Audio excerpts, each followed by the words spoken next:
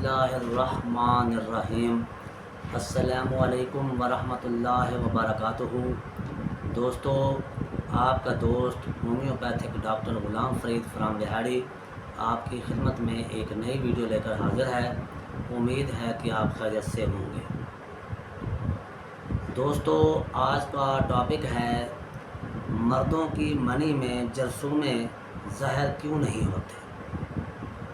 دوستو، اس کی تفصیل سے پہلے میرے وہ پیارے دوست جنہوں نے ابھی تک میرا یوٹیوب چینل جو ڈاکٹر غلام فرید لہاڑی کے نام سے بنایا گیا ہے سبسکرائب نہیں کیا تو اسے سبسکرائب ضرور کر لیں اور پوری ویڈیو سنیں اور اپنے دوستوں کو بھی اس کا لنک شیئر کریں تاکہ ان کا بھی فائدہ ہو سکے۔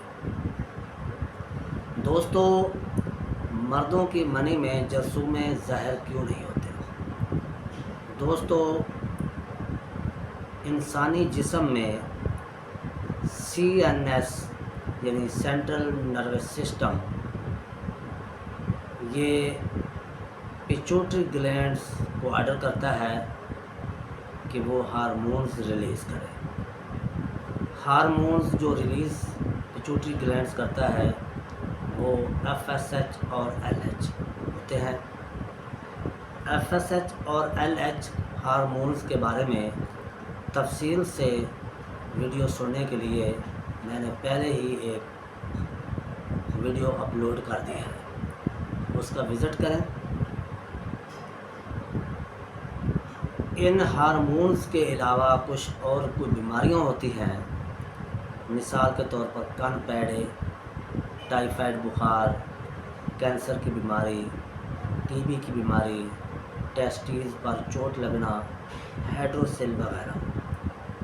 تو ان سب کے بارے میں یعنی کن پیڑے، ٹائیفائڈ بخار، کینسر کے بارے میں، TB کے بارے میں، ٹیسٹیز پر چوٹ یا ہائیڈروسیل کے بارے میں ویڈیو پہلے ہی اپلوڈ کر دی گئی ہے، ان کا تفصیل سے سننے کے لیے وزٹ کریں، انشاءاللہ آپ کو بہت فائدہ ہوگا۔